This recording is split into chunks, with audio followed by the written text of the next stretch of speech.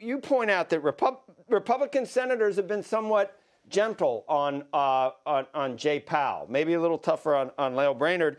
And you point out that he talks about the ability of the Fed to maybe harness inflation, but that's a little strange. He talks about the mandate when he really hasn't done much up to this point to try to contain it. So why should we believe he has the tools to do it from here on out?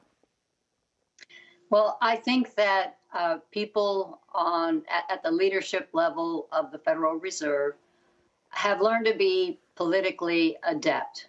And the message was welcomed when they were pushing for stimulus and encouraging the federal government to offer payments, including to people who weren't working. And we know that that fostered increasing demand in the wake of decreasing supply due to COVID. But now the tune has changed, and now the rhetoric is clearly aimed at pleasing members of Congress who want to hear that the Federal Reserve is now prioritizing inflation. So I just think that we have to be aware that the comments we hear in nomination hearings are calculated to maximize support from both sides and deliberately vague in terms of what that trade-off will turn out to be, how harsh will monetary policy turn out to be, and to have all the comments about everything from inclusive economy, which I'm for, but I don't think that the way you do it is by having the Fed control allocation of capital. And of course, we're hearing more and more about climate change as part of the Fed's mandate. Yeah, we'll talk about that in a second, and we'll get to Lael Brainerd. But I don't know how deep we want to get in the weeds here, Judy, but you worry that the Fed's tool, the one that Powell talks about, in terms of trying to handle inflation, might not work, and that the more effective way would be to shrink the balance sheet. Can you explain that in layman's terms, why it could be futile just to raise the rate on deposits? Yes, and I think it's important that people do understand that the Fed's primary tool now for raising the interest rate is to pay a higher rate of return to banks, depository institutions who are required to keep accounts, reserve accounts at the Federal Reserve. That's effectively their checking account.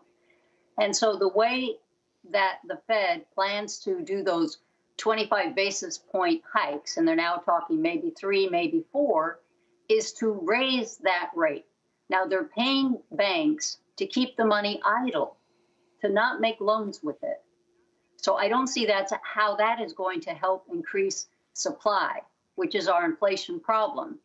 And they will also, in tandem with that, raise the rate that they pay non-banks, that they pay hedge funds and money markets to likewise just put cash at the Federal Reserve overnight, night after night. We're up to about 1.7 trillion in that market through the New York Fed.